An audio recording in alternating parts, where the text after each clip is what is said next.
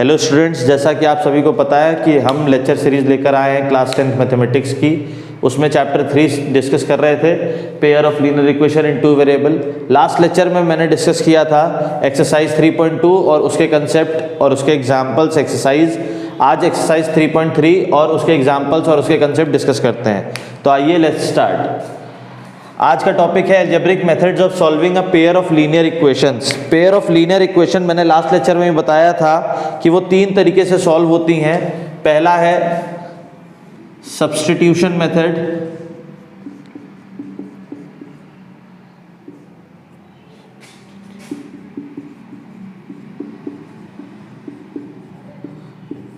दूसरा है elimination method,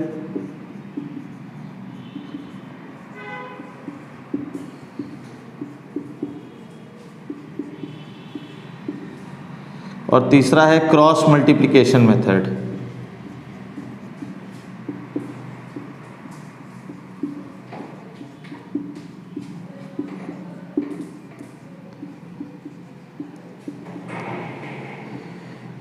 ये तीनों ही तीन एक्सरसाइजेज में डिवाइडेड है। आज का टॉपिक सिर्फ सब्स्टिट्यूशन मेथड है, लेकिन आपको ये चीज़ समझनी पड़ेगी कि तीन मेथड्स हैं और तीन मेथड्स में सबसे आसान मेथड आपका सब्स्टिट्यूशन मेथड है और पूरी लाइफ आप सब्स्टिट्यूशन मेथड यूज़ करेंगे। इसके बाद आता है एलिमिनेशन मेथड और क्रॉस मल्टीप्लिकेशन मेथड, जिसमें से क्रॉस मल्टीप्लिकेशन मेथड इस साल आप यूज़ करेंगे, इसके सिवाय यूज़ नहीं करेंगे। 30% जो कोर्स रिड्यूस हुआ है उसमें शायद क्रॉस मल्टीप्लिकेशन मेथड आपका रिड्यूस हो गया है, लेकिन ये वीडियो जो है आज के बाद कभी भी देखा जा सकता है। तो मैं तीनों ही बताऊंगा आपको, तीनों में से जो भी आपको अच्छा लगे आप वो यूज़ करिएगा। इसमें आपको याद करना पड़ेगा, इन दोनों में आपको याद नहीं करना पड़ेगा, और ये बेस्ट मेथड है किसी भी linear equation in two variable को सॉल्व करने के लिए। तो आइए सब्स्टिट्यूशन मेथड डिस्कस करते हैं।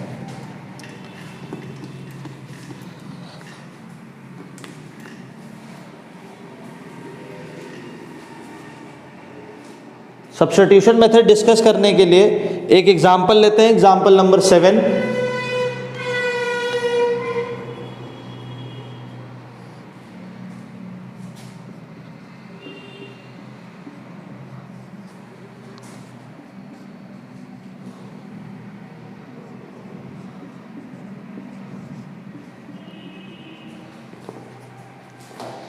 दो इक्वेशन दी थी और इन्हें हमें एल्जेब्रिकली सॉल्व करना था बाय सब्स्टिट्यूशन मेथड। इक्वेशन दी है 7x minus 15y is equal to 2 और x plus 2y is equal to 3। हमें सबसे पहले अप्रोच में ये चीज़ ध्यान देनी पड़ेगी, हमें किसी एक वेरिएबल की दूसरे वेरिएबल के टर्म में वैल्यू निकालनी पड़ेगी। तो मुझे यहाँ से दिख रहा है कि अगर मैं यहाँ से निकालूंगा वैल्यू x की y के टर्म में या y की x के टर्म में, तो अपॉन में या फ्रैक्शन में वैल्यू आएगी। 7 अपॉन में चला जाएगा या 15 अपॉन में चला जाएगा।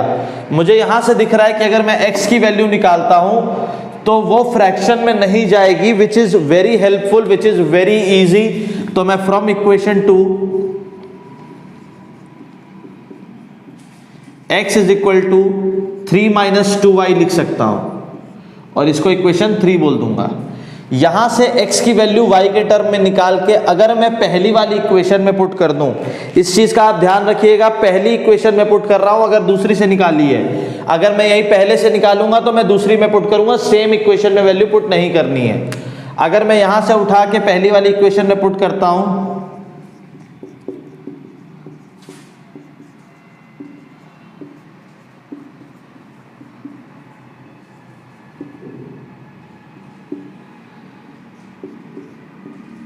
थ्री माइनस 2y एक्स की जगह पर मैंने रख दिया है। यहां पर x था, x की जगह मैंने 3 माइनस 2y निकाला था, वो पुट कर दिया, plus minus 15y equals 2।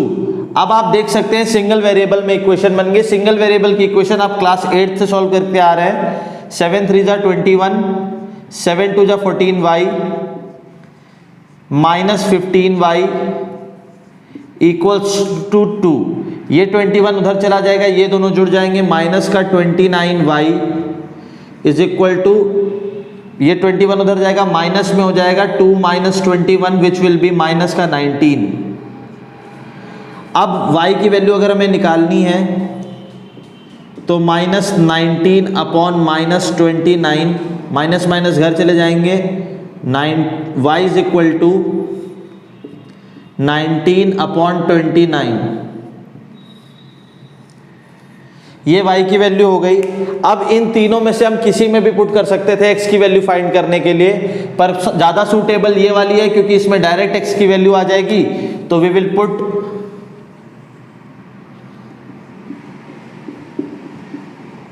Put the value of y in equation third. x is equal to 3 - 2 bracket में 19/29। एलसीएम ले लेंगे, 19 × 3 करेंगे 9 36 57 हो जाएगा। नहीं, 9 3 जा 27, 3 2 जा 6 2 8 87 - 19 2 जा 38/29 माइनस करेंगे, 7 में से 8 जाएगा 9, 7 में से 3 जाएगा 4, 49/29। x की वैल्यू आ गई 49/29। यही दोनों वेरिएबल आपसे पूछे गए थे। क्वेश्चन में लिखा हुआ था solve the following pair of linear equations bye substitution method. इसके बाद डिस्कस करते हैं एग्जांपल नंबर 8। जिसने स्क्रीनशॉट नहीं खींचा था वो खींच लीजिए।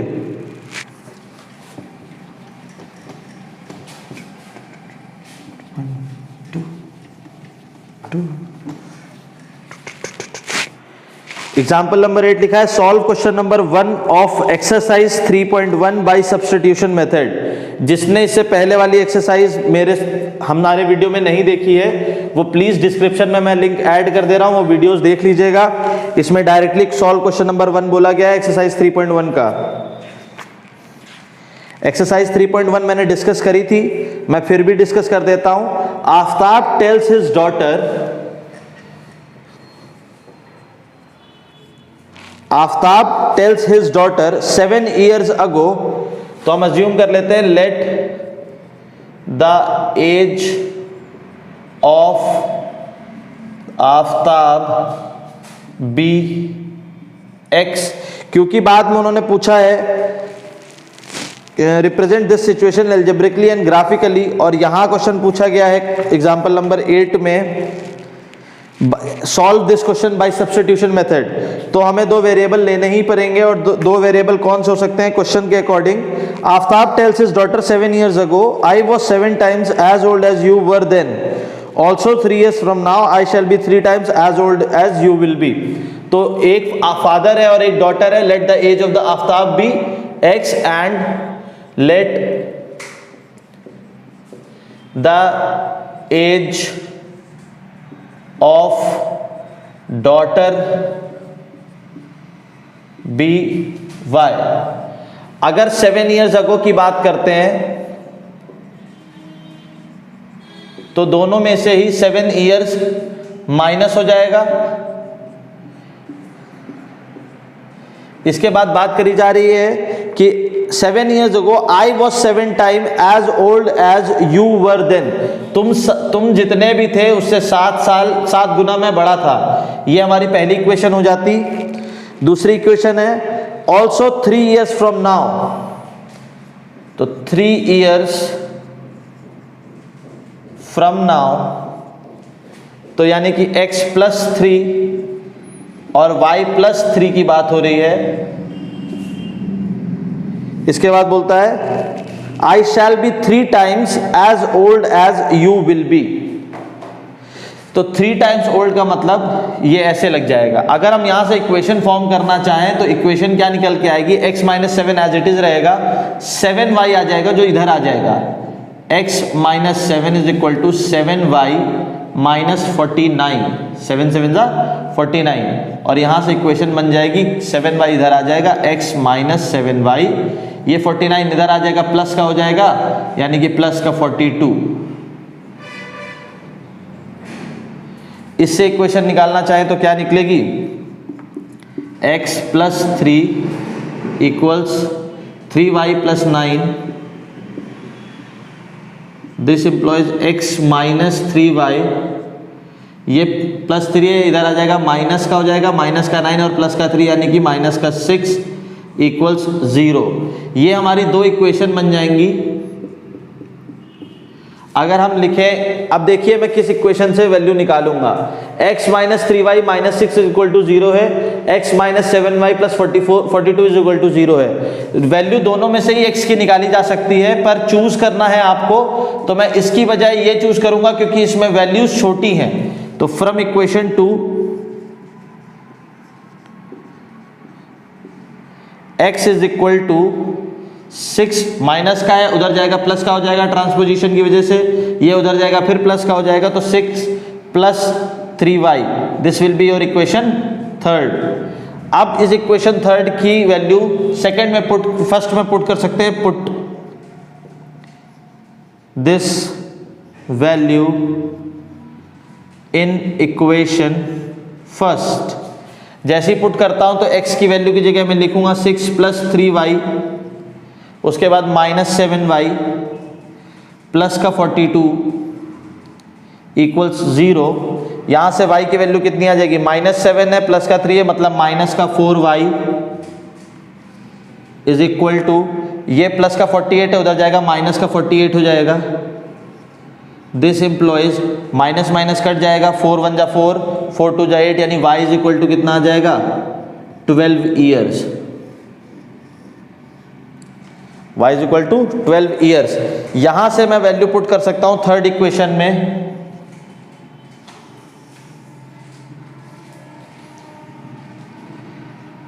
Put this value in equation third.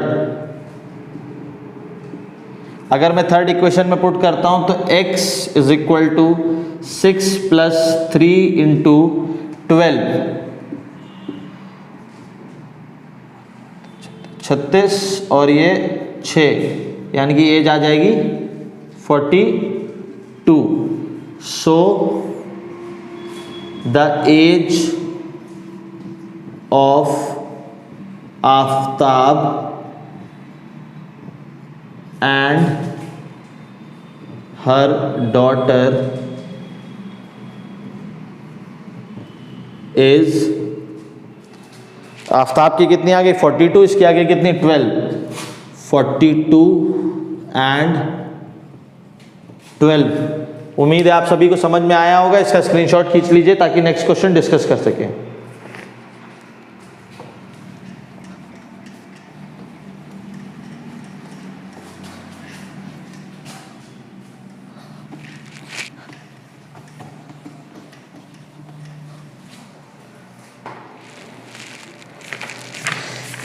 इसके बाद डिस्कस करते हैं example number 9। Let us consider example number 2 in section 3.3, that is the cost of 2 pencil and 3 eraser is ₹9। Example number 9 दिया हुआ है, कहता है the cost of 2 pencil and 3 eraser is ₹9 and the cost of 4 pencil and 6 eraser is ₹18। Find the cost of each pencil and each eraser. जैसे ही आपसे पूछता है find the cost of each pencil and each eraser, इसका मतलब variable आपको यहीं से समझ में आ जाने चाहिए कि कॉस्ट निकालनी है पेंसिल की और कॉस्ट निकालनी है इरेजर की, यानी x हो जाएगा पेंसिल और y हो जाएगा eraser. Let the cost of pencil be x and let the cost of eraser be y। इसके बाद बोल रहा है कि 2 pencil, according to question 2 pencil plus 3 eraser की जो कॉस्ट है वो है ₹9 के बराबर, और 4 पेंसिल एंड 6 इरेजर्स यानी 4x प्लस 6y कितना है ₹18। ये 2 इक्वेशन दी गई हैं। क्योंकि मैं ये पहले भी आपको वीडियो में बता चुका हूं, इसलिए मैंने फॉर्म करना नहीं समझा रहा हूं, सिर्फ और सिर्फ सॉल्व करना समझा रहा हूं। तो बाय सब्स्टिट्यूशन मेथड सॉल्व करना था। अब हम 2x plus 3y is equal to 9 में से भी x की वैल्यू निकाल सकते हैं, या 4x प्लस 6y में से भी 18 इसमें से भी x की वैल्यू निकाल सकते हैं। मैं बार बार x की वैल्यू निकाल रहा हूं, तो चलिए इस बार y की वैल्यू निकाल के चेक करते हैं कि क्या y की वैल्यू से भी सेम आंसर आएंगे। तो फ्रॉम, और इस बार इक्वेशन 1 से ही y की वैल्यू निकाल लेते हैं क्योंकि छोटी वैल्यूज लग रही है, बाकी आप निकाल इससे भी सकते हैं, अप्रोक्सीमेटली सेम ही है। From equation 1 3y is equal to 9 minus 2x, यहां से y इज इक्वल टू आ जाएगा 9 minus 2x upon 3। This will be your equation 3rd। Put this value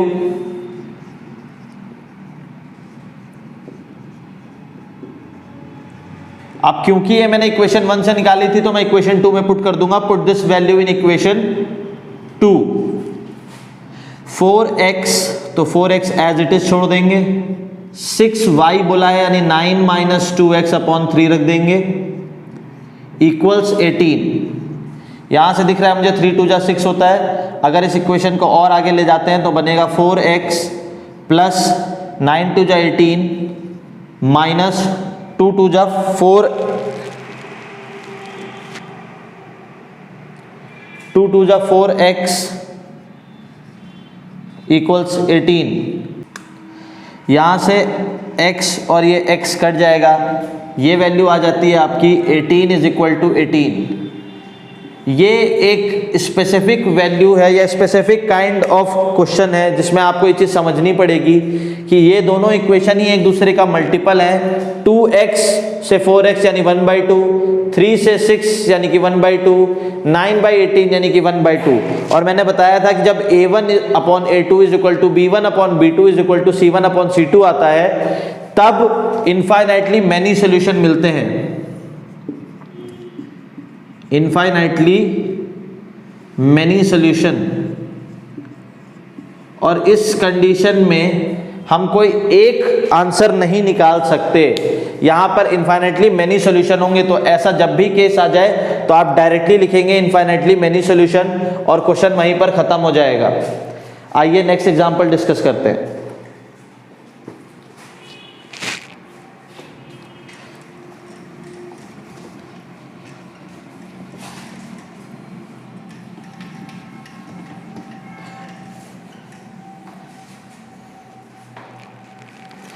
example number 10 कहता है, let us consider the example number 3 of section 3.2 with the rails cross each other. Example number 3, चलिए देखते हैं example number 3 क्या था।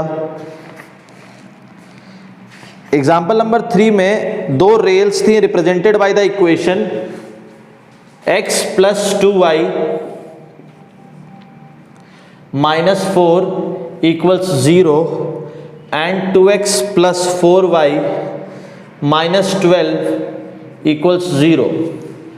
अब मुझे यहां दिख रहा है दो इक्वेशन, और दो इक्वेशन को सब्स्टिट्यूशन मेथड से सॉल्व करना है। मैंने कहा है आपसे सबसे पहले क्या चेक करिए, जहां आसानी से वेरिएबल निकल के आ जाए। तो आसानी से वेरिएबल या तो इसमें भी आ सकता है, इसमें भी आ सकता है। मैं ये वाला चूज करता हूं क्योंकि डायरेक्ट x का कोफिशिएंट कुछ नहीं है, इसका मतलब x इधर आ जाएगा और y के फ्रैक्शन में कुछ भी नहीं जाएगा। तो from equation 1 x is equal to, ये माइनस का 4 है उधर जाएगा, प्लस का हो जाएगा, ये प्लस का उधर जाएगा, माइनस का हो जाएगा, माइनस 2y, ये हो जाएगी आपकी equation number 3rd। Put this value in equation 2। First से निकालिए तो सेकेंड में पुट कर देंगे।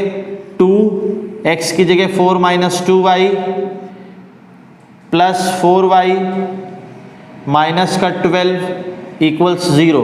सॉल्व करते हैं, 4 2 जा 8 माइनस 2 2 जा 4y प्लस 4y, 2 4 जा 8, 2 2 जा 4y प्लस का 4y माइनस का 12 इक्वल्स 0। यहाँ पर ये 4y कट जाएगा। 8 माइनस 12 यानी कि minus 4 equal to 0 which is not possible. ये कंडीशन जो है आपकी नो सोल्यूशन वाली कंडीशन है। अब मैं इक्वेशन से देख के बता सकता था, देखिए 1/2, 1/2, 1/3, ये कौन सी कंडीशन बन रही है, A1/A2 is equal to B1/B2 but not equal to C1/C2। और जब भी ये कंडीशन आती थी तो पैरेलल लाइंस मिलती हैं, यानी कि नो सॉल्यूशन वाला केस बनेगा। आपको लिखना भी यही है, since these equations are of parallel lines there will be no solution।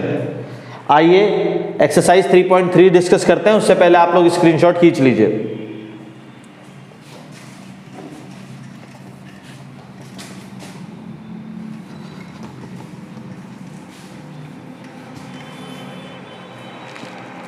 Exercise 3.3 पहला question, solve the following pair of linear equation by substitution method. 1 2 3 4 5 6 question हैं, 6 में से कोई दो पार्ट में करा देता हूं। क्वेश्चन नंबर 5 अंडर रूट में है तो ये वाला करा देते हैं।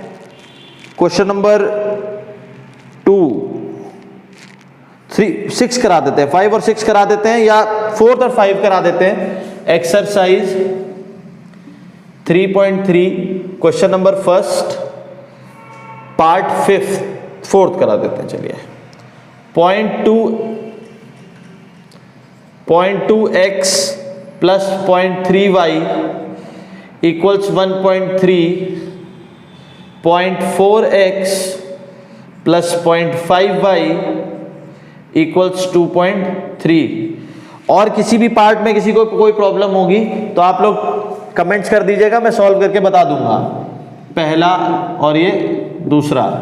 तो फ्रॉम, अब इसमें मैं किसी भी इक्वेशन से निकाल सकता था, मैं पहली इक्वेशन से निकाल लेता हूं। From equation 1 x is equal to कितना आ जाएगा, या 0.2x इज इक्वल टू कितना आ जाएगा, 1.3 राइट साइड पहले से ही था, ये उधर चला जाएगा, माइनस का 0.3y हो जाएगा। इसमें कुछ नहीं, आपकी कैलकुलेशन चेक करी जा रही है और इस क्वेश्चन में कुछ भी हार्ड नहीं था। 0.3y upon 0.2x। अब इस वैल्यू को उठा के हमको सेकेंड में पुट करना है, तो put this value in equation second. 0.4x दिया हुआ था, x की जगह पर हमें ये रखना था 1.3 माइनस 0.3y अपॉन 0.2, इसके बाद प्लस का 0.5y is equal to 2.3। Point से पॉइंट हटा देंगे, 2 1 जा 2, 2 2 जा 4 हो जाएगा, 13 दूनी 26 यानी 2.6 हो जाएगा, माइनस 3 2 जा 6 यानी 0.6y हो जाएगा, प्लस का 0.5y है इज इक्वल टू में 2.3 है। इसके आगे अगर हम जाते 2.6 उधर भेज देते हैं 2.3 के पास में, यहां पर माइनस हो जाएगा तो माइनस का 0.1y बचेगा, क्योंकि माइनस का 6 बड़ा है। ये 2.6 उधर जाएगा, माइनस का हो जाएगा 2.3, 2.6 माइनस करेंगे तो 0.3 बचेगा, और 0.3 निगेटिव साइन के साथ आएगा क्योंकि 2.6 बड़ा है। निगेटिव साइन कट जाएंगे, पॉइंट से पॉइंट हट जाएगा, y इज इक्वल टू 3 आ जाएगा। अगर y इज इक्वल टू 3 है तो put this value in equation third. यही y की वैल्यू मैं इस इक्वेशन में उठा के पुट कर रहा हूं। x is equal to 1.3 minus 0.3y, तो 0.3y की जगह मैं इस बार 3 ले लूंगा, अपॉन 0.2। इसको सॉल्व करते हैं, 1.3 एज इट इज रह जाएगा, 3 3 जा 9 हो जाएगा, पॉइंट का 9 अपॉन पॉइंट का 2, 1.3 में से 0.9 जाएगा, 0.4 बचेगा, अपॉन में 0.2, पॉइंट कट जाएगा, 2 2 जा 4 हो जाएगा, आंसर कितना आ जाएगा 2। x की वैल्यू आ गई 2 और y की वैल्यू कितनी आ गई 3। स्क्रीनशॉट खींच लीजिए, नेक्स्ट पार्ट डिस्कस करते हैं।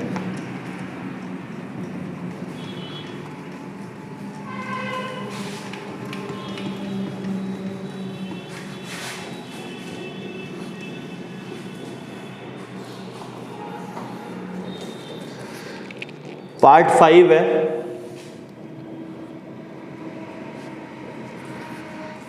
√2x plus √3y equals 0, √3x minus √8y equals 0। यहाँ से डायरेक्टली दिख रहा है कि कोई किसी भी इक्वेशन से आप वैल्यूज निकालेंगे दोनों ही रूट में आने वाली हैं, तो मैं इससे निकाल देता हूँ क्योंकि मुझे माइनस मिल रहा है, उधर जाके ये प्लस हो जाएगा। तो from equation 2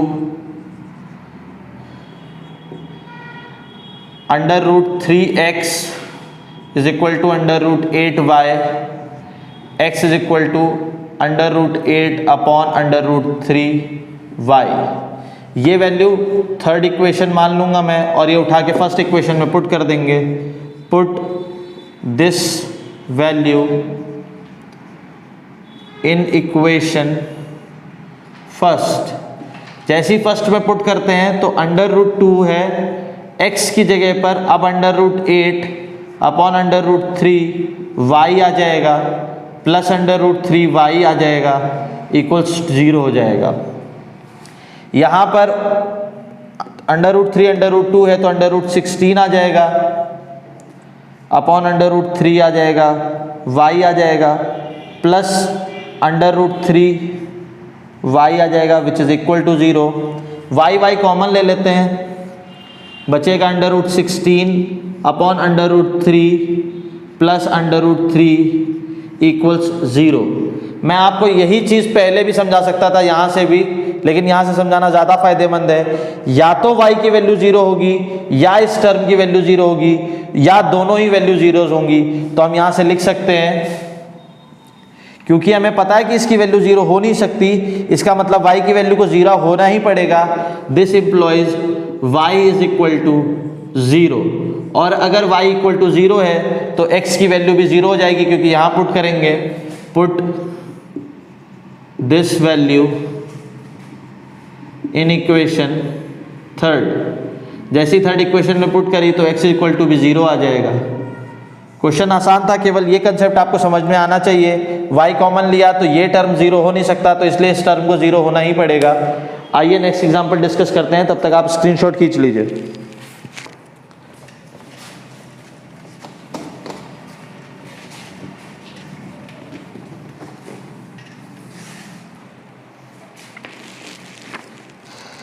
Solve 2x plus 3y is equal to 11 and 2x minus 4y is equal to minus का 24, and hence find the value of m for which y is equal to mx plus c.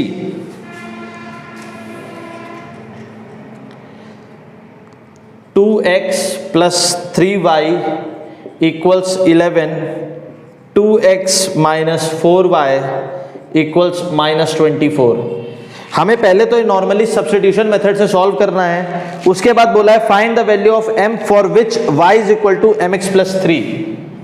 मैंने आपसे एक दिन और discuss किया था जब पहला लेक्चर लिया था कि जब भी स्ट्रेट लाइन की इक्वेशन होगी तो y is equal to mx plus c के फॉर्म में ही होगी। तो ये y is equal to mx plus c के फॉर्म में ही लिखी हुई है। यहाँ से हमें x और y की वैल्यू निकालनी है, इन दोनों जगह पुट करनी है। ये क्योंकि कांस्टेंट है तो m की वैल्यू यहाँ से आ जाएगी, पर उस पर ना ध्यान देते हुए पहले हम इस पर ध्यान देते हैं। पहली इक्वेशन ये, दूसरी इक्वेशन ये, किसी भी इक्वेशन में से आप निकाल सकते थे वैल्यू, पर मैं इस वाले से निकालूंगा फ्रॉम।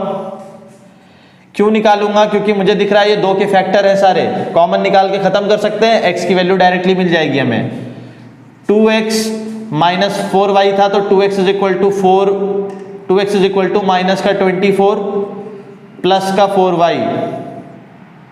यहां से वैल्यू निकालना चाहेंगे तो x is equal to minus का 24 प्लस 4y अपॉन में 2, और यहाँ से मैं डायरेक्टली कट कर सकता हूँ, 12 आ जाएगा यहाँ पर और यहाँ पर 2y आ जाएगा। अगर आपको ये चीज़ समझ नहीं आती तो ये चीज़ समझ लीजिए कि जब हम डिवाइड करते हैं तो 2 अगर सेपरेटली है, दोनों में प्लस लगा हुआ है, तो आप सेपरेटली भेज सकते हैं। इसका मतलब होता है माइनस का 24/2 प्लस का 4y/2। ये चीज़ अगर समझ में नहीं आती है तो आपको क्लास 8th की मैथमेटिक्स फिर से पढ़नी चाहिए। x की वैल्यू -12 प्लस 2y आ गई, इसको इक्वेशन थर्ड मान लेते हैं। Put this value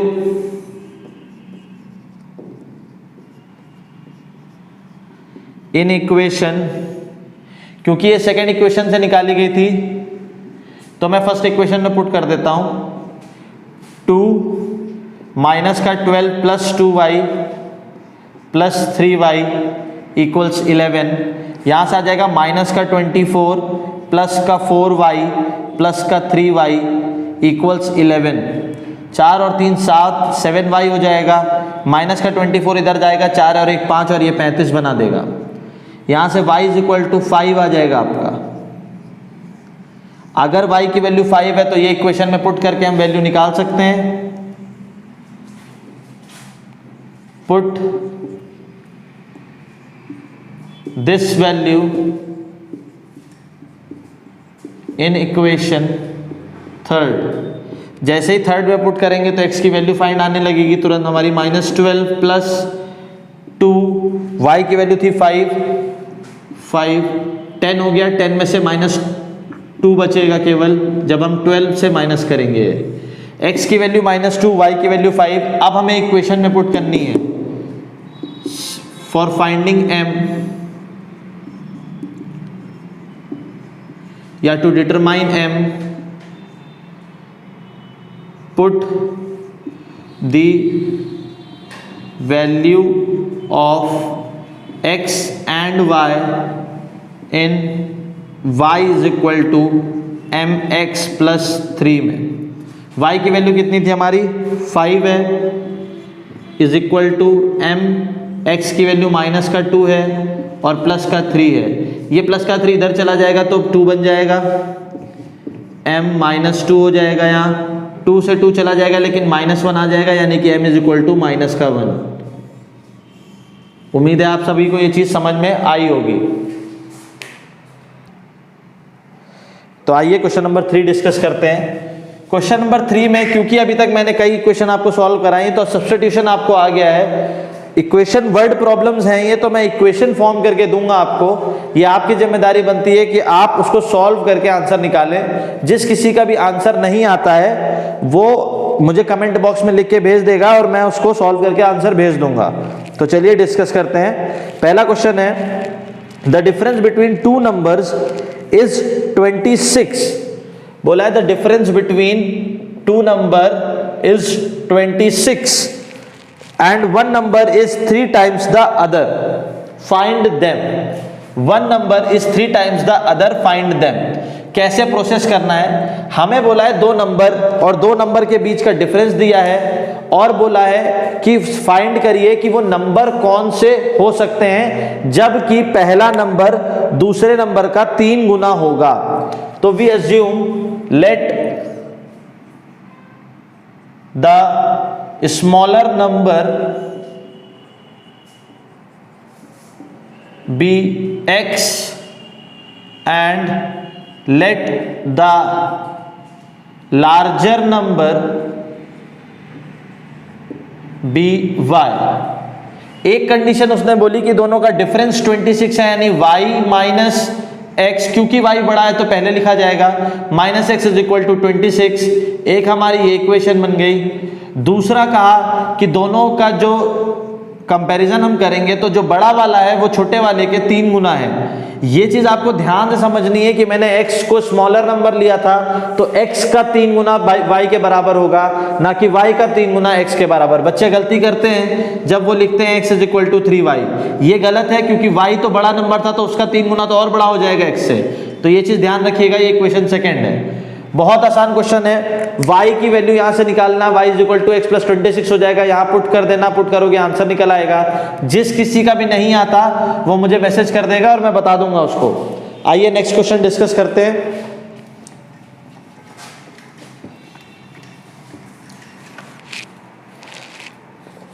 question number 2 बोल रहा है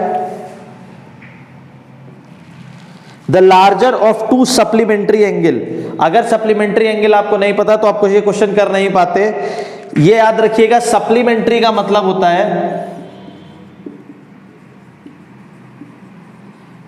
कि जो दो एंगल बन रहे हैं उनका सम होगा 180 डिग्री। इसको लोग लीनियर पेयर से भी जानते हैं। और कॉम्प्लीमेंट्री का मतलब होता है कि दो एंगल का सम होगा 90 डिग्री। ये एंगल सम की बात कर रहा हूं मैं, एक एंगल की बात नहीं कर रहा हूं। एंगल सम 180 डिग्री और 90 डिग्री। तो क्वेश्चन बोल रहा है the larger of to supplementary angles exceeds the smaller by 18 degree, find them. तो मैं इसको ऐसे लिखता हूं कि जो स्मॉलर एंगल है, लेट द स्मॉलर, जब भी फाइंड देम बोल रहा है इसका मतलब दोनों एंगल पता करने हैं। और मैंने क्वेश्चन में बताया भी था इससे पहले भी कि जो पूछा जाए वही वेरिएबल हो जाता है। तो फाइंड देम बोला है तो let the smaller angle be X. ये कंसेप्ट आपको पता चल ही गया है, मैं इसे रब कर दे रहा हूं। Let the smaller angle be X and let the larger angle be y। अगर हमें बोला कि जो बड़ा एंगल है वो छोटे एंगल से 18 डिग्री ज्यादा है, यानी कि y minus X is equal to 18 degree है, और y प्लस एक्स हमें पता है सप्लीमेंट्री है इसलिए कितना होगा 180 डिग्री होगा। इस क्वेश्चन को चेक करने का एक बहुत आसान तरीका है, जब भी ऐसे वेरिएबल्स आएंगे मैंने बताया था आपको क्या करना है। टोटल वैल्यू कितनी है 180 डिग्री है, एक को 18 ज्यादा मिला है, बड़ा कौन है y, तो y को हम पहले से ही 18 दे देते हैं। अगर 18 इसमें से माइनस करेंगे तो बचेगा कितना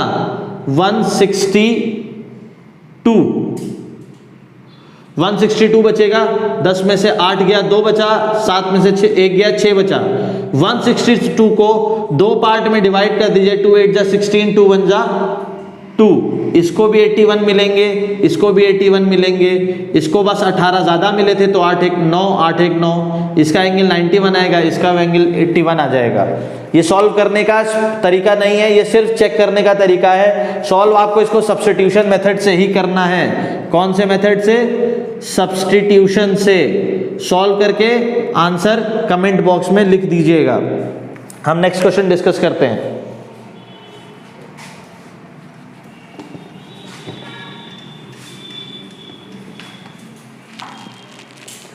The coach of a cricket team buys 7 bats and 6 balls for rupees 3,800. Later she buys 3 bats and 5 balls for rupees 1,750. Find the cost of each bat and each ball. जैसे ही आपसे बोला find the cost of each bat and each ball, इसका मतलब आपको assume ही करना है कि let the cost of a bat be x. एक बैट को हम x रुपीस का मान ले रहे हैं, and let the cost of a ball be y। अब अकॉर्डिंग टू क्वेश्चन हमें दिया गया है कि 7 bats and 6 balls cost rupees 3,800। 7 bats and 6 balls cost rupees 3,800। Next दिया हुआ है later she buys 3 bats and 5 balls, so 3 bats and 5 balls will cost you rupees 1,750। Here are your 2 questions. You have to solve it by substitution method. वैसे तो कोई problem आनी नहीं चाहिए थी। अगर आप इस इक्वेशन में से x की वैल्यू निकाल लें और इसमें पुट करना चाहें, या इसमें से x की वैल्यू निकाल लें और इसमें पुट करना चाहें, दोनों ही क्वेश्चन में आपको फ्रैक्शन मिलेगा। तो जो भी क्वेश्चन आप प्रिफर करेंगे वहां ध्यान रखिएगा कैलकुलेशन मिस्टेक मत करिएगा। ये आपके में कैलकुलेशन मिस्टेक का प्रॉब्लम बनता है जब भी वैल्यूज फ्रैक्शन में आती है। वैसे तो हमारा दिमाग जोड़ने और घटाने के लिए बना हुआ है, पर कोशिश करिएगा इसको आप गलत मत करिएगा। इक्वेशन आपके सामने, आप स्क्रीनशॉट खींच के ट्राई कर लीजिए।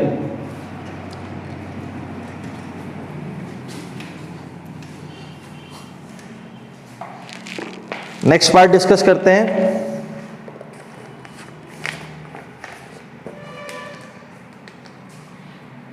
नेक्स्ट पार्ट थोड़ा सा बड़ा है, फ्रैक्शन में दिया होगा, मे बी चेक कर लेते हैं, लंबा है थोड़ा सा, तो पेशेंस रखिएगा। The taxi charges in a city consist of a fixed charge together with the charge for the distance.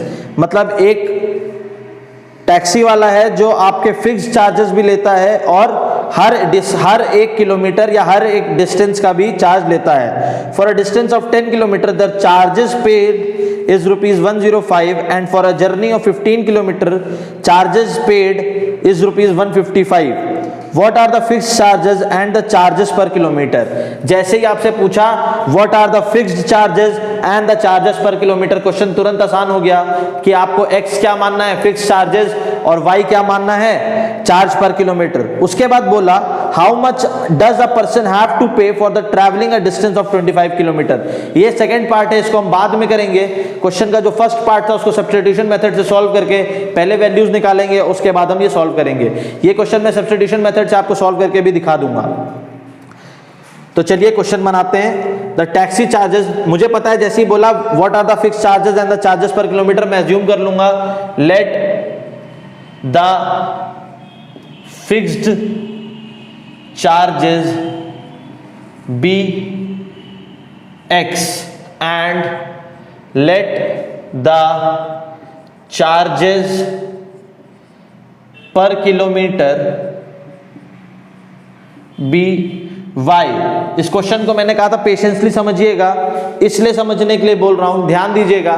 For example आप यहां से 5 किलोमीटर की जर्नी करते हैं, लेकिन आप ऑटो में जैसे ही बैठते हैं मीटर तभी चालू हो जाता है। तो टैक्सी में बैठने का या ऑटो में बैठने का आपको 5 रुपए देना ही देना है, चाहे आप 1 किलोमीटर जाते, चाहे 10 किलोमीटर जाते, चाहे 50 किलोमीटर जाते, टैक्सी में बैठने का 5 रुपए देना है। उसके बाद कहता है कि पर किलोमीटर मैं 3 रुपए लूंगा, पर किलोमीटर मैं 3 रुपए लूंगा।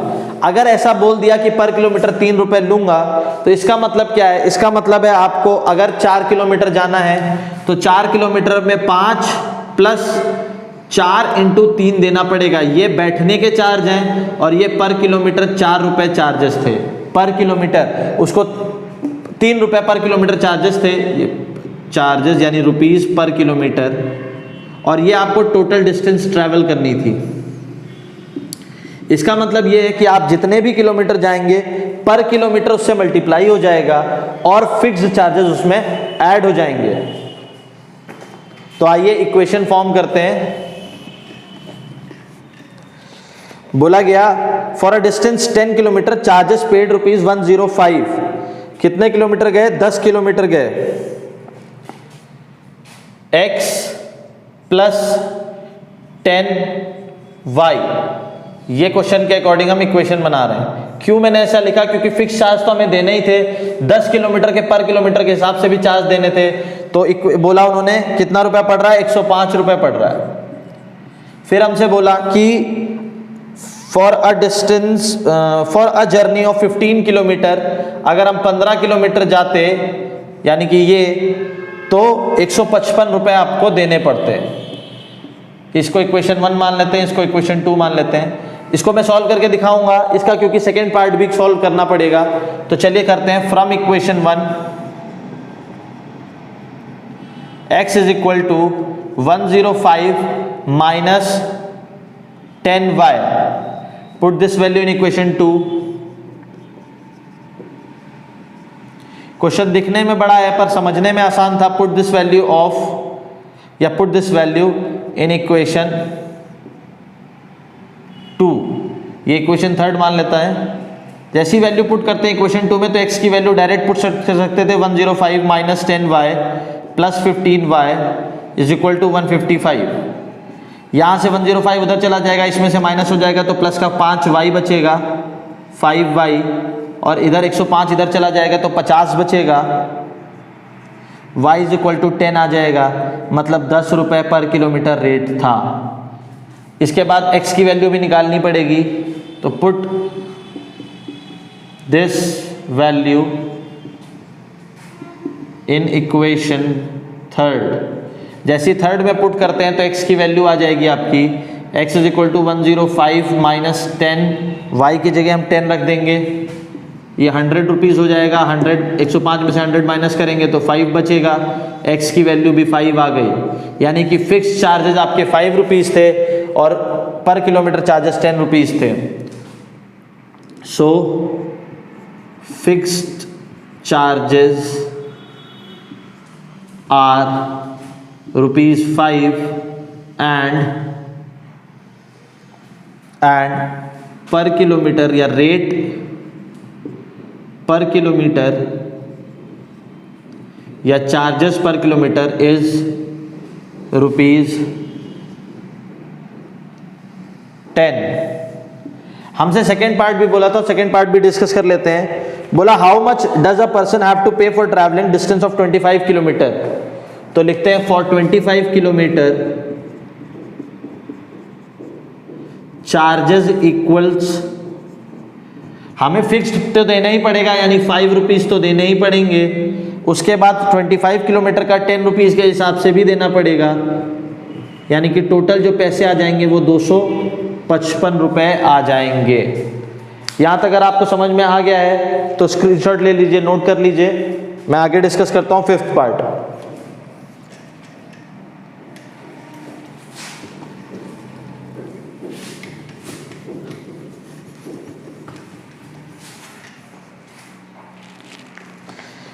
फिफ्थ पार्ट कहता है a fraction becomes 9/11 if 2 is added to both the numerator and the denominator. अगर 2 ऐड किया जाए न्यूमरेटर और डिनोमिनेटर में तो फ्रैक्शन 9/11 बन जाता है। If 3 is added to both numerator and denominator it becomes 5/6। Find the fraction. Find the fraction बोल दिया तो फ्रैक्शन तो एक ही होता है सर, x ही ले लें, ऐसा नहीं है। जब अलग अलग बात करिए न्यूमरेटर और डिनोमिनेटर की तब आपको x और y लेना पड़ेगा। न्यूमरेटर को x ले लीजिए, डिनोमिनेटर को y ले लीजिए। तो चलिए अज्यूम करते हैं let the numerator be x and let the denominator be y। अगर हम ऐसा ले लेते हैं तो फ्रैक्शन बन जाएगा so the fraction will be x/y। अब अकॉर्डिंग टू क्वेश्चन, क्योंकि क्वेश्चन बोल रहा था फ्रैक्शन के बारे में ही, उसने कहा कि if 2 is added to both the numerator, अगर 2 ऐड कर दिया जाए न्यूमरेटर में एंड डिनोमिनेटर तो फ्रैक्शन हो जाता है हमारा 9/11। और अगर 3 ऐड कर दिया जाए, if 3 is added to both the numerator and the denominator तो 5/6 हो जाता है। चलिए इसको सॉल्व कर लेते हैं। 11x plus 22 equals 9y plus 18, ये दोनों इधर ही आ जाएंगे। 11x माइनस 9y, 22 उधर भेज देते हैं, माइनस का 4 हो जाएगा, माइनस का 4। नेक्स्ट इक्वेशन देख लेते हैं। 6x plus 18 equals 5y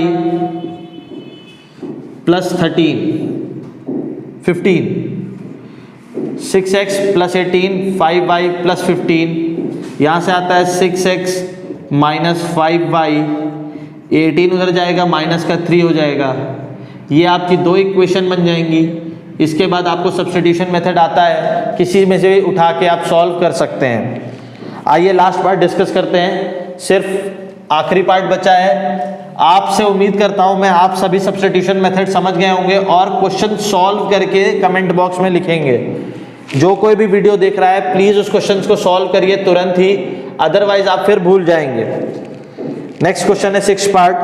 5 years hence, मैंने आपको जब पहली बार एज का क्वेश्चन बताया था फर्स्ट लेक्चर में pair of linear equation in 2 variable के, कि जब भी हेंस लिख देगा या नाउ लिख देगा इसका मतलब आप आगे जाएंगे।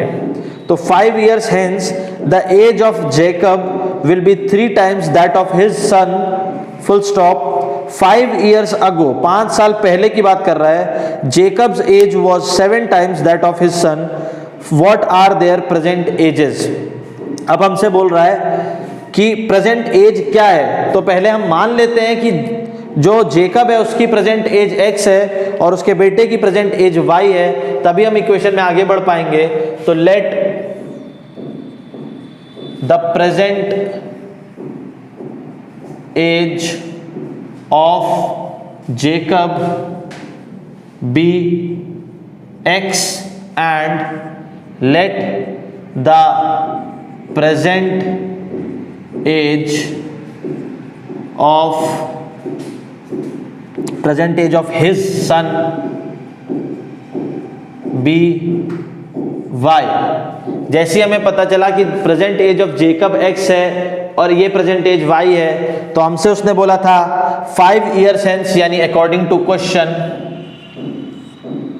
5 years hence, इस कंडीशन में x भी 5 साल बड़ा हो जाएगा और y भी 5 साल बड़ा हो जाएगा।